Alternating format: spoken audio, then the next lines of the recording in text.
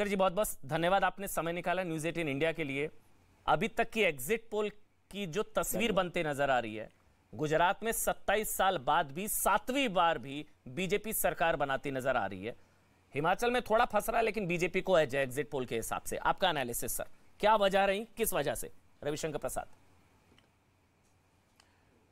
देखिए, गुजरात के जो प्रोजेक्टेड एग्जिट पोल आप दिखा रहे हैं, जो रिजल्ट में भी दिखाई पड़ेगा, इसके महत्व को समझना चाहिए।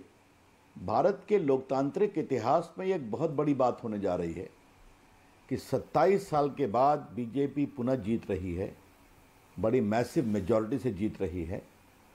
और अगर आप देखेंगे तो जो सीपीएम का बंगाल में शासन था, उसकी बराबरी भी हो रही है। यस। तो ये जो बड़ी बात हुई है, इसके कुछ महत्वपूर्ण कारण हैं। पहला तो मोदी जी का नेतृत्व है, जो उन्होंने वहाँ सीएम के रूप में काम किया, जो प्रधानमंत्री के रूप में काम कर रहे हैं। दूसरा, जो विकास का काम गुजरात में दिखाई पड़ता है, चाहे वो साबरमती नदी का मामला हो, चाहे वो नर्मदा नदी का जल पहुँचना हो रेगिस्तानों में, सौराष्ट्र में, चाहे टेक्नोलॉजी के क्षेत्र में, मैन्युफैक्चरिंग के क्षेत्र में हो, चाहे वो सोमनाथ की बात हो, चाहे वो अंबा देवी के विकास की बात हो। और गुजराती अस्मिता को मोदी जी ने और भाजपा ने बड़े प्रेम से आगे बढ़ाया है।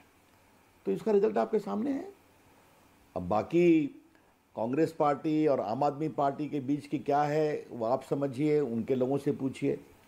लेकिन हमने हमेशा कहा था कि गुजरात एक बहुत ही ऐतिहासिक रिजल्ट देगा। मैं था वहाँ लंबे समय तक प्रचार में, तो यही स्थिति है। और मैं ऐसा मानता हूँ, इस बात को सबसे इंपॉर्टेंट समझिए कि जो एंटी इनकम्बेंसी की एक पारंपरिक परिभाषा रही है, वो अब समाप्त हो रहा है। जनता आपको आशीर्वाद देती है, अच्छा काम करो फिर जिताएंगे, अच्छा काम नहीं करोगे नमस्ते करेंगे। और उसको मैंने देखा कि जब मोदी जी अहमदाबाद शहर में यात्रा पर थे, 50 किलोमीटर की 15-16 कॉन्स्टिट्यूंसीज में, तो लगभग 10 लाख लोग शहर के निकल करके उनका स्वागत कर रहे थे। और एक भी बाहर का व्यक्ति नहीं था उस दिन, एक भी नहीं था। हम देखते हैं लोगों को राजनीतिक कार्यकर्ता के रूप में। तो ये सारी बातें हैं। हम हिमाचल प्रदेश भी जीतेंगे, हमें पूरा विश्वास है।